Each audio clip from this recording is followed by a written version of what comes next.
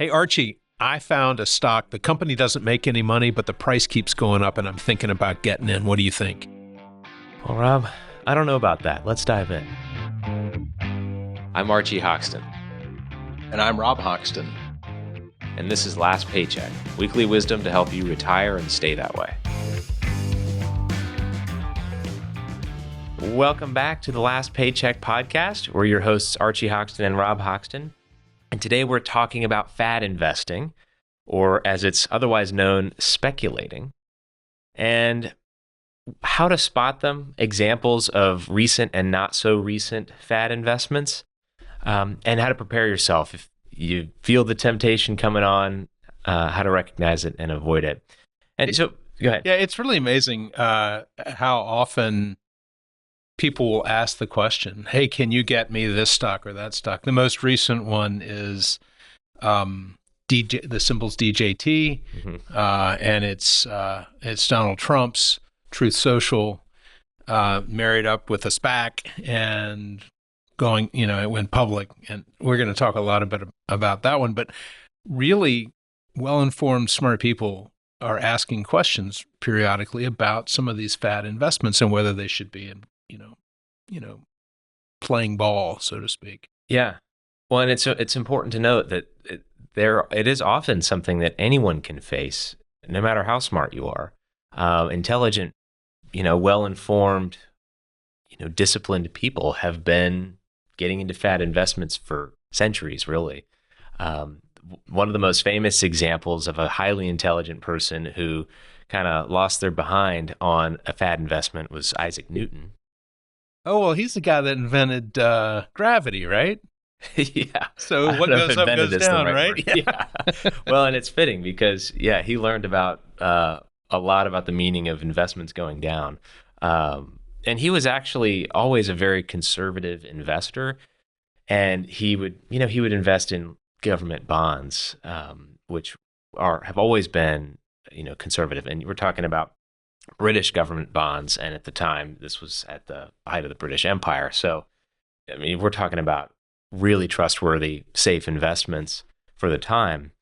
However, there was a company called South Sea Company that got a monopoly on trade with the Americas, particularly in South America. And so everyone thought, well, this is great. This company is going to make a fortune. I want a piece of that. Well, there was a war going on, and that actually prevented this company from being able to trade. But people saw the price. It seemed like a great idea, but there were no fundamentals under it, right? Nothing underpinning their ability to earn revenue. Right. Yep. And so Sir Isaac Newton, against his better judgment, decided he wanted to get in on that, and he bought shares of this company. And then the fundamentals never came. They never happened. And so the price just came tumbling down. And it's a sort of a classic case of speculating, buying something and hoping that somebody else is going to come along and pay more for it than you did. Humans have been doing this since the days of Australopithecus, I'm sure. They've just been getting excited about an investment. All of their pals are talking about it, and boom, they're putting some money in it. Hopefully, and sometimes speculating can be fun, but you got to look at it for what it is. It is not investing.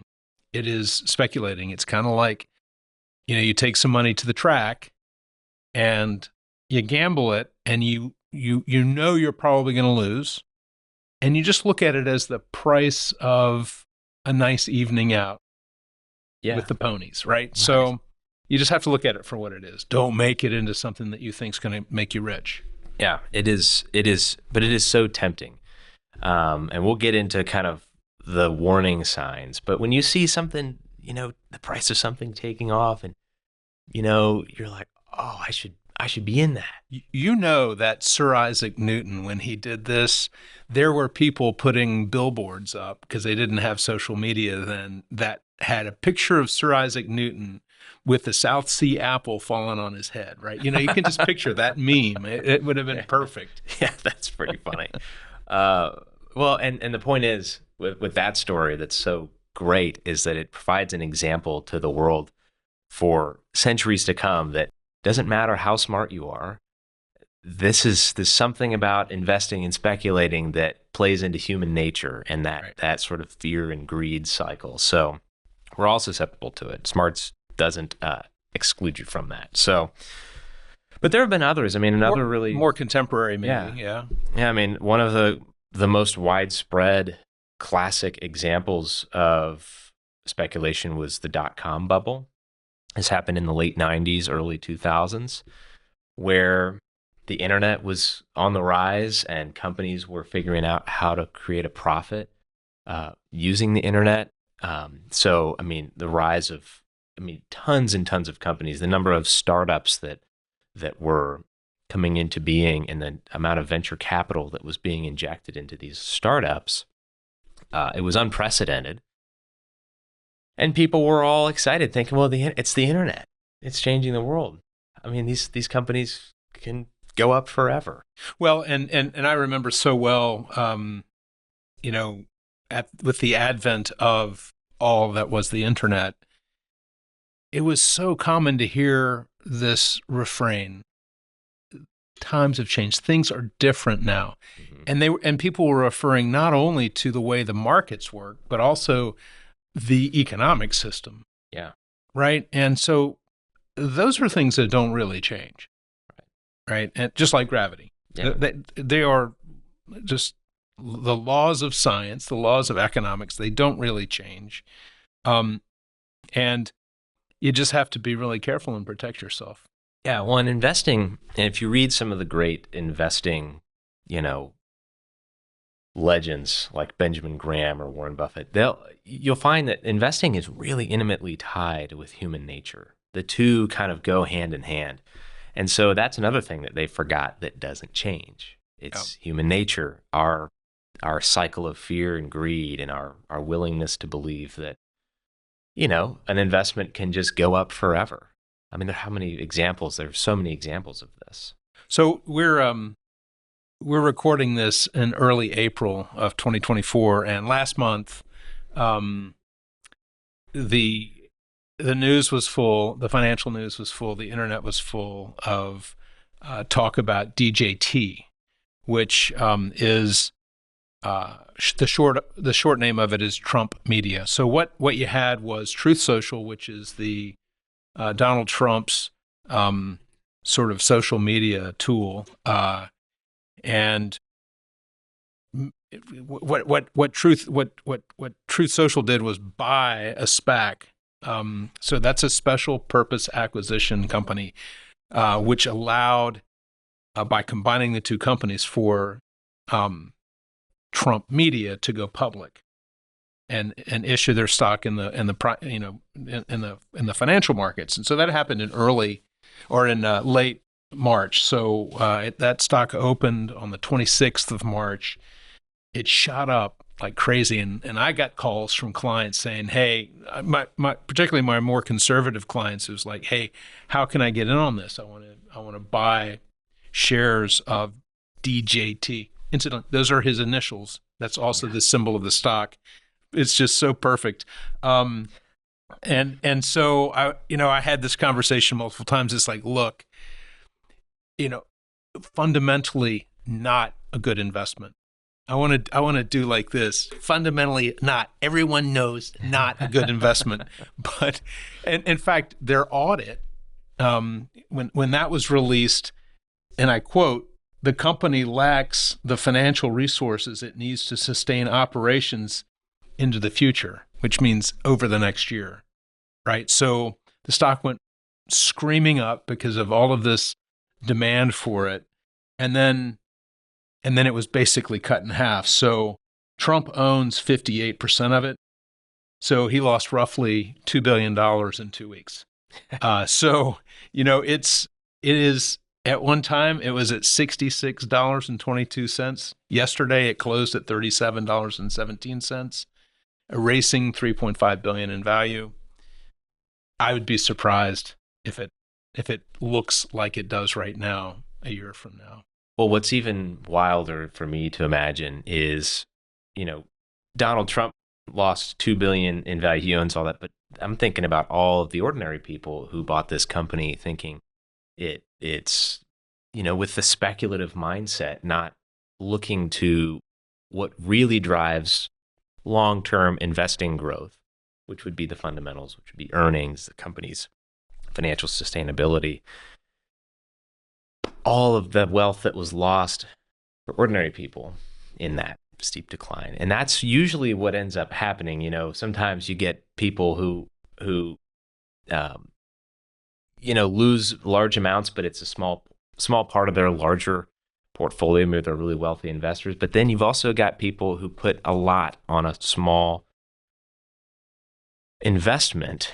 And I can remember when GameStop went crazy, when the meme stock phenomenon happened. It was a similar idea, but it were Reddit users who basically pumped the price up. Yeah. And it was more complicated. It involved hedge funds, and it's an interesting story. We don't have the time to get into it today, but I can remember when it hit its peak, seeing people still posting, thinking, oh, it's going to go to $1,000 a share. And seeing people posting, I've just convinced my grandmother to put her retirement savings into it at the peak. And then it came down, and I'm like, well, that's quite a price to pay for an ordinary person who, is investing for their long-term goals like retirement, or living on the money. So, maybe there was some good intention there, but just, poor information, poor judgment. But, Archie, what are some of the things to look for? How do you spot, these sort of investment speculative opportunities that you probably should stay away from? Yeah, so there are definitely warning signs. Sometimes extreme optimism about something can be a warning sign, where you see, and it was called irrational exuberance by Alan Greenspan, and I believe he was referring to the dot-com bubble, where people are so excited about it, and there's optimism that isn't tempered by also a healthy skepticism and data-driven mindset that a real investor has to have. That can be a pretty big red flag that, hey, well, are there any good pessimists out there about the investment? And maybe look at what they have to say. Yeah, you got to look at the fundamentals. There are stocks that go up a lot. Yeah. And for good reason. Yeah. And they do it in a short period of time. And there are some of the AI stocks, and one in particular that has performed incredibly well, and probably for a good reason, right? Right. Fundamentally sound companies. So you gotta take the time to look. And what drives so much of this is this fear of missing out, right? Mm-hmm. So your buddy tells you about this stock, and you're like, nah, it's not, I don't want to do that. And then he calls you back and he's like, hey, I've doubled my money already. And then you're like, and then he calls you back and he says, I've tripled my money. And you're, oh my gosh, I got to get in on this, right? So that fear of missing out is part of that emotional part. In fact, I think probably the most valuable thing that a really great financial advisor does for people is to help them manage their emotions, whether it be fear or greed, or FOMO, so that they don't make any really big mistakes. We're all going to make small mistakes. It's those big ones that can really derail your financial future. Right. Yeah, because when it comes to this sort of speculating approach, that fear of missing out, and you get in for that kind of reason, and you don't take the time to look at the fundamentals. Is this really a worthwhile investment? You're just entering into a big game of musical chairs. It's who's left holding the bag, because if it's not really worth all that much, you're hoping that there's someone who also hasn't done their research, who you can sell it to after you buy it for more than you paid for it. And that's all it is. It's really, there's no real value there. It's just there's someone who's, more foolish than you, who can, go and buy it for more than you paid for it. Hope is never a good investment strategy. Yeah. And so that idea, that's fundamental. I think that's how I would personally define speculation. And it's like I said, it's not a good investment strategy. And it's not one that's based in reality. And if you're the one who is left without the chair, well, that's too bad. That was your choice to enter into it.